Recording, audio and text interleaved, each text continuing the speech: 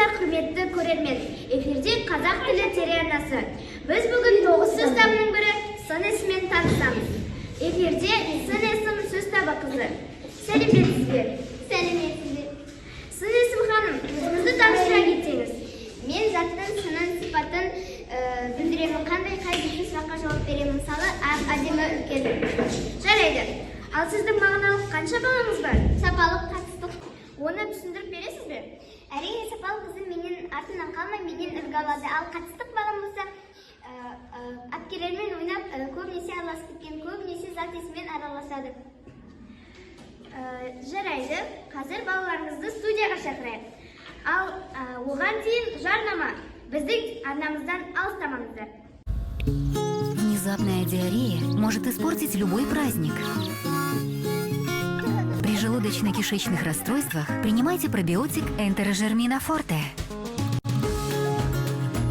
1 флакон в сутки курсом лечения до 7 дней.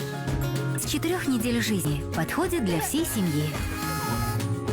Энтерожермина Форте. Для восстановления микрофлоры кишечника.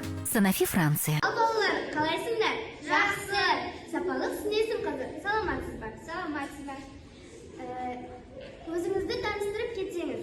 Мен түбірімді анамнан аламын. Басқа анамның әпкелерінен зат есім және етістіктен алғым келмейді. Керемет. Сіз бізге мысал келтіре аласыз ба? Мысалы, су, қызыл, терең. Жауаптарыңызға рахмет. Енді қатыстық сын есім олына сөз берейік. Мен өз тілімді зат есіммен есікте алғанда ұнатамын. Затты білдіретін есімдер заттың сынын білдіретін болады. Ал бәрекелді, бір-екі мысал айтып жіберіңізші. Бөлім не? Бөлімді қандай? Су не? Сулы қандай? Керемет. Ал енді біз бір ойын ойнап жіберейік.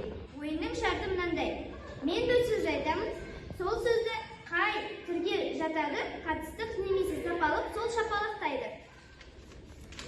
Ойынның шарты түсінікті болса, кеттік. Бірінші сөз үлкен. Екінші сөз қасиетті. Үшінші сөз аласар. Төртінші сөз кең. Бесінші сөз таудай. Алтыншы сөз шыныққан. Ал жарайсыңдар, біздің бағдарлама шарықтау шегіне жетті. Ендеше қош сау болыңыздар. Сын есім Аянат, сапалық Ақнұр, қатыстық Бекзат.